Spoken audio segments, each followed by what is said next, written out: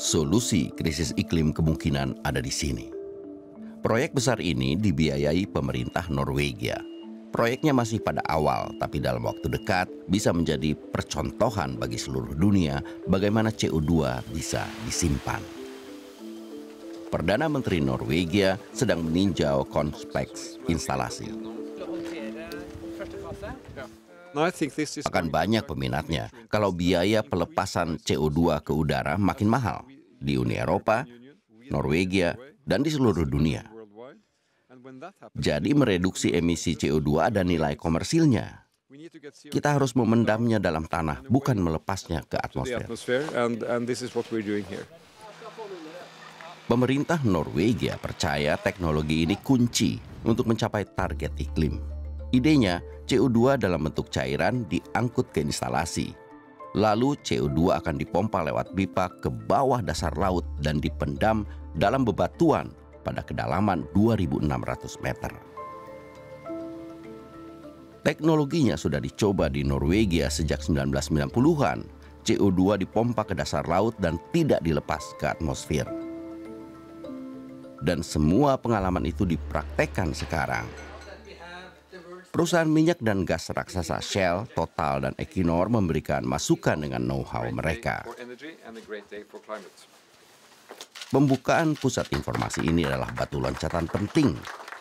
Ahli dari berbagai negara bisa mempelajari prosesnya. CO2 dijadikan bentuk cair dan disimpan dalam kontainer seperti ini di perusahaan yang sebenarnya bergerak di bidang pupuk dan industri kimia.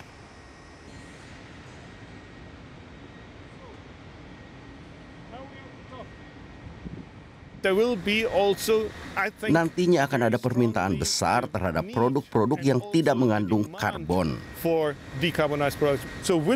Jadi Eropa sekarang punya kesempatan unik untuk menjadi pionir dan melaksanakan peralihan energi. Dan kami ingin ambil bagian dalam proses itu. Untuk itu masih banyak yang harus dikerjakan. Tahun 2024, tangker-tangker akan mulai mengangkut CO2 dari dermaga perusahaan. Kembali ke Norwegia, kota Bergen. Di sini ilmuwan mulai membuat teknologi penyimpanan CO2. Walaupun ada kritik tentang masalah keamanan, para peneliti berpendapat tidak banyak alasan untuk menjadi khawatir. Ada banyak halangan alamiah di bawah tanah yang akan mencegah CO2 kembali ke udara. Sejalan waktu, alam mengambil alih kontrol, mengurai seluruh CO2 dan membentuk mineral. Ini proses puluhan bahkan ratusan tahun. Tapi alam akan mencegah CO2 kembali dilepas ke udara.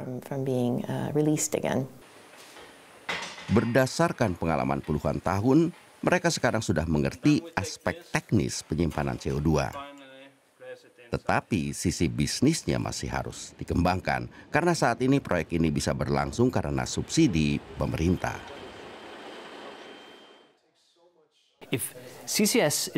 Kalau terus tergantung pada subsidi, kapasitas dan efeknya tidak akan pernah tercapai. Ada jutaan pelepasan CO2 dari industri dan itu terjadi di atas basis komersial. Penyimpanan CO2 di bawah laut bisa memperlambat pemanasan global, tapi harus berpacu dengan waktu.